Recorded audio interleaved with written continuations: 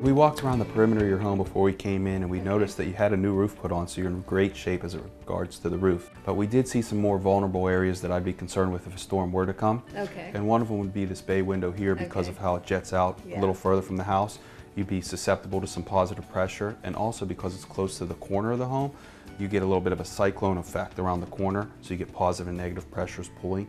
So if we were to do anything to protect some of the areas, I would start with this window here because I think you could get some great protection, and it is a vulnerable area for you. I was thinking that if I got a shutter system, an electric shutter system, that would be good. Certainly right now we recognize there's no protection at all. Right. So everything's available to you, whether it's shutters, any type of electric shutters or any shutter, or new hurricane impact windows would be great too. And it also protects you year round from intrusion, no one would be able to break in as well.